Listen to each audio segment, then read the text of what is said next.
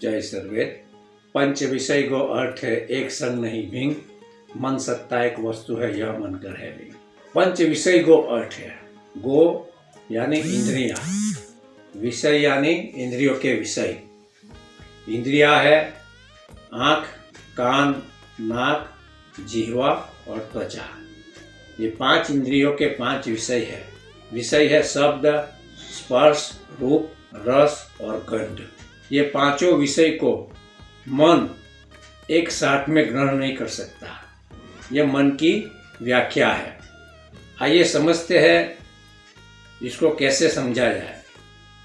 ये जो भाई साहब है ये लेटे हुए हैं, कानों में शब्द का श्रवण कर रहे हैं, आँखों से पुस्तक का पठन कर रहे हैं, जिह्वा से फल का रस ले रहे हैं, त्वचा से ठंडी हवा का स्पर्श कर रहे हैं, नासिका से फल का गंध ले रहे हैं। ये पांच विषय में आबद्ध है ये साहब की चेतना। लेकिन साहब का मन कहाँ पर है ये समझने का हम प्रयास करते हैं। यदि साहब का मन पुस्तक में है तो साहब जो फल का टेस्ट ले रहे हैं इसकी जीवा पर टेस्ट का आनंद नहीं मिलेगा। यदि साहब का मन कान में शब्द के श्रवण करने में है तो साहब क्या पढ़ रहे हैं ये साहब को पता नहीं चलेगा। साहब क्या टेस्ट ले रहे हैं इसका भी साहब को पता नहीं चलेगा, क्योंकि हमारा जो मन है एक समय में एक ही विषय को ग्रहण कर सकता है। मन के अंदर इतनी ही शक्ति है। लेकिन प्रायः हम लोग क्या करते हैं, पांचों इंद्रियों के विषय के साथ हम कार्य करते हैं। इससे हमारा मन विचलित रहता है।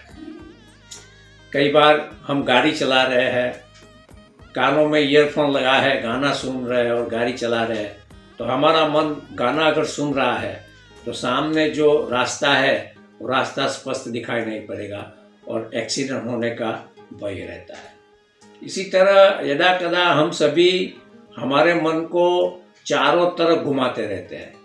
लेकिन मन का स्वभाव है कि एक ही जगह पर स्थिर होकर वो एक ही विषय को ग्रहण कर सकता है। लेकिन हम मन के पास पांचों विषय को ग्रहण करने का प्रयास करते हैं तो इससे मन हमारा थक ही जाएगा। इसके चलते हमें मन की बीमारी होती है, इसके चलते हमें मानसिक थाक लगता है। ये हमको इसका ज्ञान नहीं है। हमारे ऋषि मुनि ने सर्वेद ग्रंथ में लिखा है, वेदों में लिखा है, पुराणों में लिखा है, मन के बारे में कई बार बताया जाता है।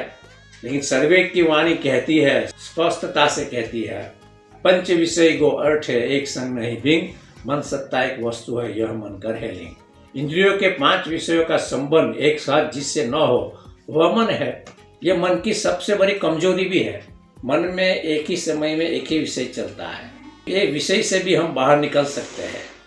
इसके लिए हमें योग मेडिटेशन का सहारा लेना पड़ेगा। विहंगम योग की भाषा कहती है, विहंगम योग का सिद्धांत कहता है कि मन को जहाँ मन का जन्म होता है वहाँ मन को हम लय कर सकते हैं। मन का जन्म होता है अक्षर मंडल से, उसी अक्षर मंडल में मन को हम लय कर सकते हैं। बोले सद्गुरुदेव भगवान की जय। जय सर्वे।